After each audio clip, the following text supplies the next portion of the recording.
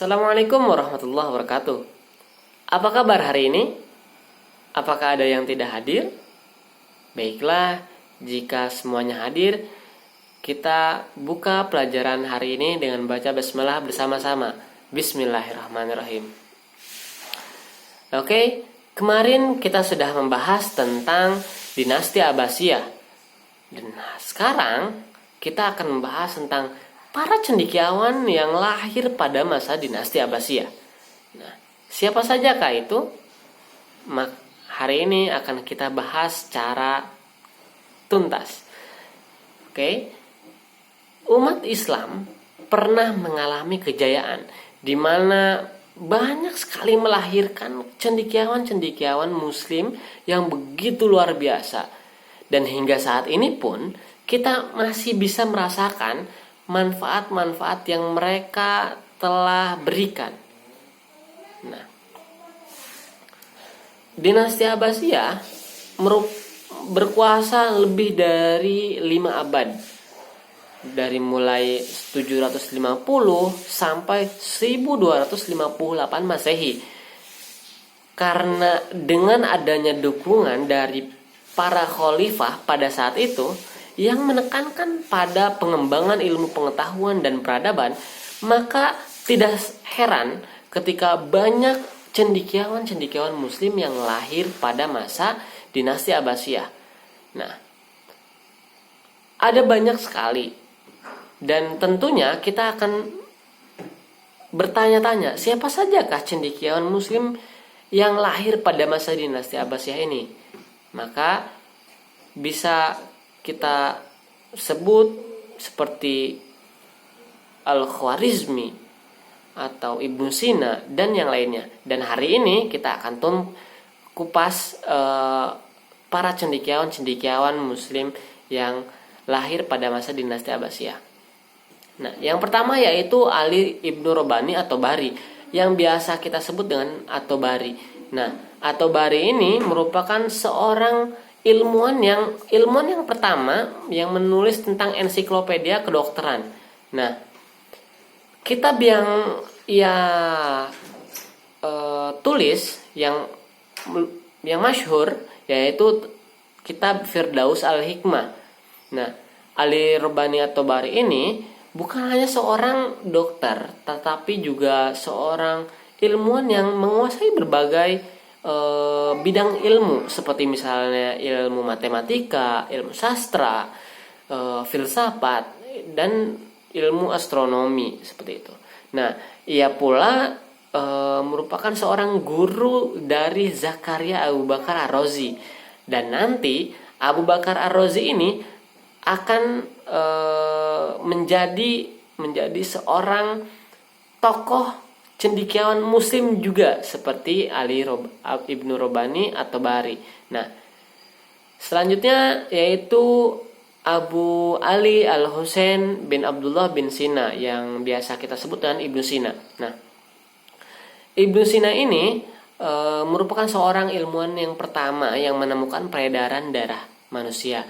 Nah, dia juga yang pertama kali mengatakan bahwa selama dalam kandungan bayi mengambil makanannya melalui tali pusar gitu. Seperti itu. Nah, Ibnu Sina ini lahir di Ifsina, sebuah negeri yang kecil dekat Cermitan Bukhara. Nah, dia pula mengawali praktek bedah dan penjahitannya seperti itu. Nah, banyak karya-karya yang ia tulis seperti misalnya dalam bidang politik, dalam bidang mantik, dalam bidang tafsir, dalam bidang kedokteran. Amat banyak sekali sumbangsih Ibnu Sina dalam bidang keilmuan. Seperti itu. Nah, selanjutnya itu Abu Bakar Muhammad bin Zakaria Ar-Razi. Nah, yang tadi berguru pada At-Tabari. Seperti itu. Nah, Ar-Razi ini merupakan seorang filosof besar dan seorang dokter besar pada zamannya. Nah, ia pun pernah menulis lebih dari 20.000 lembar kertas dalam setahun. Karya Ar-Razi ini amat sangat banyak, bahkan mencapai 230 buku atau risalah, dan kebanyakan bukunya dalam bidang kedokteran. Nah, karya tulis yang termasyhur yaitu Al-Hawi, ya, seperti itu. Nah, selanjutnya itu Abu Yusuf Yaqub bin Ishaq Al-Sabah Al-Hindi yang biasa kita sebut dengan Al-Hindi. Nah, Al-Hindi merupakan seorang filosof muslim pertama, dan salah satu karya dari Al-Hindi dalam bidang filsafat yaitu berisikan tentang pengantar ilmu logika, yang karyanya disebut dengan Risalah fi Mabdal Al-Mantiq bil Istifa Al-Qaul fi, seperti itu. Nah, selanjutnya itu Abu Hamid Muhammad bin Muhammad Al-Ghazali Al-Tusi Al-Syafi'i. Nah, yang biasa kita sebut dengan Ibnu Sina. Nah, Ibnu Sina ini merupakan seorang cendekiawan yang sampai saat ini, terutama di Indonesia, yang begitu masyhur. Dari mulai terutama dalam bidang tasawufnya. Nah, amat masyhur. Al-Ghazali ini menulis banyak kitab dari mulai bidang ilmu kalam, tasawuf, usul fikih, mantik, filsafat, dan yang lainnya. Karya yang sangat lumrah, yang sangat sering kita dengar yaitu Ihya Ulumuddin yang membahas tentang ilmu-ilmu agama. Nah, ada pula satu karya yang bagi mungkin sebagian orang yang sangat fenomenal, yaitu tentang Tahafut Al-Falasifah, di mana di sana menerangkan bahwa pendapat para filsuf yang ditinjau dari sudut pandang agama, seperti itu. Yang biasanya filosof yang hanya berlandaskan tentang cara berpikir yang amat sangat terbuka, dan Al-Ghazali memadukan antara pikiran dengan agama, seperti itu. Nah, selanjutnya yaitu Ahmad bin Muhammad bin Yaqub bin Miskaweh, yang biasa kita sebut dengan Ibnu Miskaweh. Nah, Ibnu Miskaweh ini dikenal sebagai sejarawan besar. Ia adalah seorang dokter, penyair, dan juga seorang ahli bahasa dan filosof muslim yang mampu memadukan metode pemikiran Yunani dengan metode pemikiran Islam. Dia gabungkan seperti itu. Ini sangat menarik. Ia juga ahli dalam filsafat Romawi, India, Arab, dan juga Persia. Nah, seperti itu. Nah, selanjutnya itu Jabir Ibnu Hayyan. Jabir Ibnu Hayyan ini memiliki sumbangan yang amat sangat besar, terutama dalam bidang kimia. Nah, Jabir ini menekankan bahwa jumlah zat itu berhubungan dengan reaksi kimia yang terjadi. Nah, sumbangan yang lainnya yaitu seperti misalnya proses penyempurnaan kristalisasi, distilasi, kalsinasi, dan sublimasi, dan juga penguapan serta pengembangan peralatan untuk melakukannya, seperti itu. Nah, begitu banyak. Dan satu lagi, seorang cendekiawan yang sangat berjasa dalam bidang matematika yaitu Muhammad bin Musa Al-Khwarizmi, yang biasa kita sebut dengan Al-Khwarizmi. Al-Khwarizmi ini seorang muslim yang berpengetahuan yang sangat luas, bukan hanya dalam bidang syariat, tetap juga dalam filsafat, logika, aritmatika, geometri, dan yang lainnya.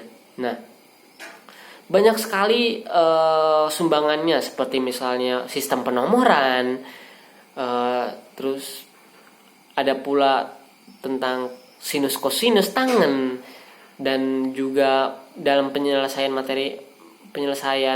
trigonometrinya. Terus ada banyak sekali lah yang Al-Khwarizmi ini sumbangkan dalam keilmuan yang ada hingga saat ini. Nah, begitu banyaknya sumbangan-sumbangan yang para cendekiawan ini berikan dan sampai saat ini pun kita masih merasakannya. Sebagai umat Islam, kita harus senantiasa menggunakan akal yang Allah berikan, dengan cara berpikir, dan juga yang mana berpikirnya tersebut berlandaskan dengan Al-Quran, hadis, ijma, dan qiyas seperti itu. Maka di sana ketika kita sebagai umat Islam memadukan antara pemikiran yang ada di Barat dengan pemikiran yang ada di Islam, kita padukan, maka akan melahirkan banyak sekali ilmu-ilmu yang bisa kita kembangkan. Nah, satu hal yang menarik pada dinasti Abbasiyah, salah satu alasan mengapa dinasti Abbasiyah ini amat begitu jaya, karena dinasti Abbasiyah merupakan sebuah masa yang mana ia mampu memadukan antara perkembangan yang ada di Barat, yang ada di Eropa, dan juga Islam. Jadi perpaduan antara pemikiran yang Barat dan pemikiran yang Islami, ketika digabungkan akhirnya memunculkan sebuah fenomena atau sebuah masa kejayaan.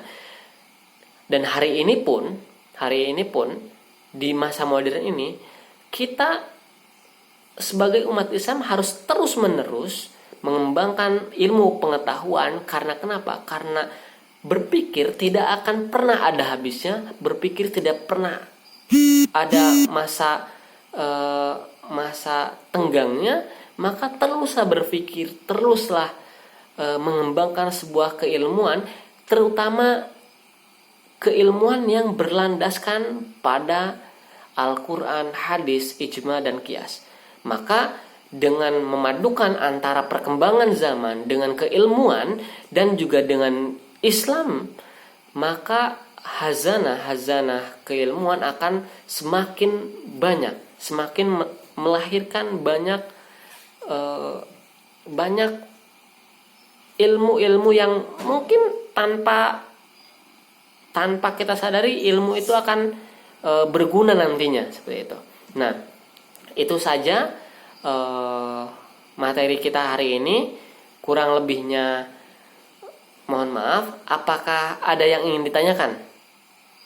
Baiklah, jika memang tidak ada yang ditanyakan, Bapak akan berikan kesimpulan. Kesimpulannya, dalam pembelajaran ini kita dapat